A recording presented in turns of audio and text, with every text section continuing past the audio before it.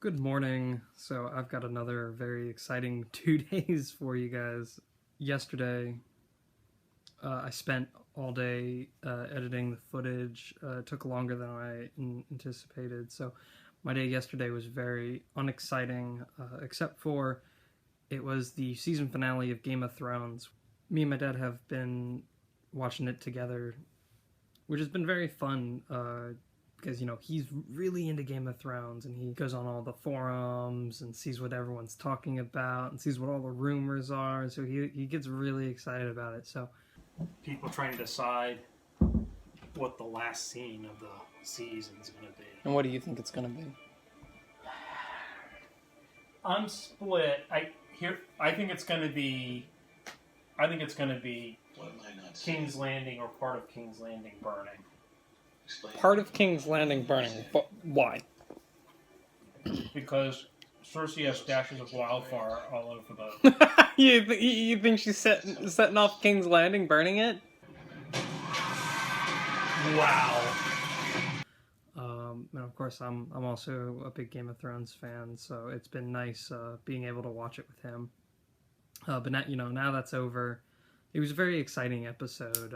A lot of stuff happened. A lot of stuff I certainly didn't see, but apparently the whole internet apparently predicted, according to my dad when he was talking to me about it.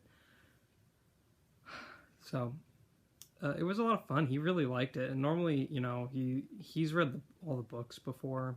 Of course, this season is not following the books anymore because they've caught up and they've gone beyond now what the books have done. So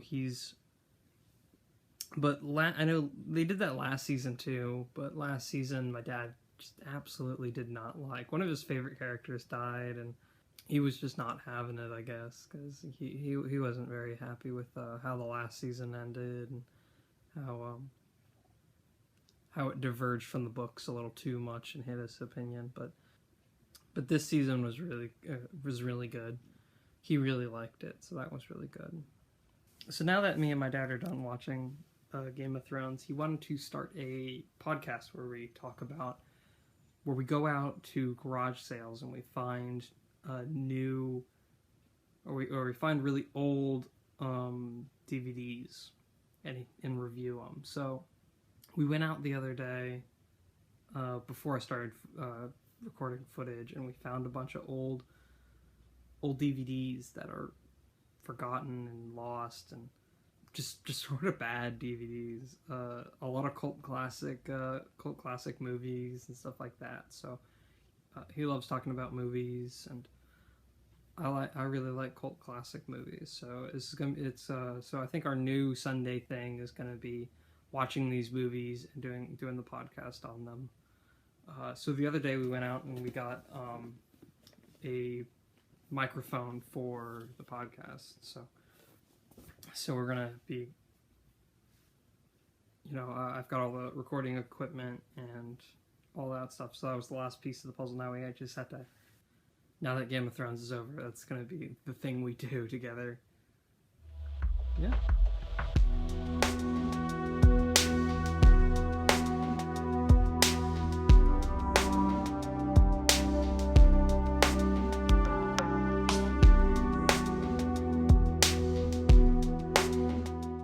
Alright, I'm back from work. Today was a long day. I had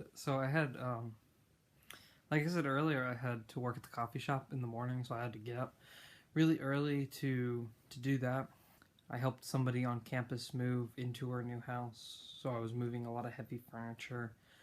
I only did that for about an hour though, and then right after that I went straight to GameStop to work there. So it was like I didn't have any time, and now I'm getting in. It's midnight right now, so GameStop was fine. I found out today that I got secret shopped by actually one of the regional managers of the district, who said I did a very good job, greeting the customers, greeting him, making sure everyone was being helped. But I didn't have the tablet on me. The tablet is what we use, like it's just an iPad, and we use it to look up stuff. And GameStop sank a lot of money into the tablets, so they like to see us use them. And I didn't have it on me that one time. The 1 in 4 chance that I didn't have it on me, that he was one of the people that I didn't have it on me. But it's whatever. He said I did a good job otherwise. So, and I've been secret shopped before by other managers. They usually it's like on the phone though, and you can really tell when it's somebody from corporate or something like that because they use a different lingo than what other people say. Because when you're trading something or selling something to GameStop, people will say like, "Oh, I want to trade something in," or "I just want to sell something." But people on corporate say like, "I want to buy back this game," which is something that corporate was really like trying to push for a long time. So it's really easy to spot because no one else uses that. Not even like the people in my position or the managers, like the store managers. Only like the district managers and like the really high up CEOs and people like that say buyback and other terminology like that. So it's really easy to spot a secret shopper and then be super nice. But I didn't know that I was being secret shopped this time, so that was really nice. But you know, while we worked at the coffee shop, we had some downtime, so we were able to play this new game. I kickstarted the new Rooster Teeth game. They made a game based off of their YouTube show, $1 Million But, and it basically plays a lot like Cards Against Humanity, where you have like a scenario and like what's called a trigger card. So it'd be like $1 million, but every time you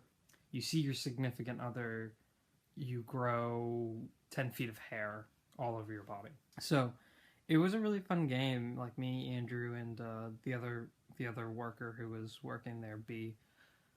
We played a few rounds while it was while the coffee shop was on a real down low. So that was a lot of fun. Okay, I'll see you tomorrow. Love you, Molly.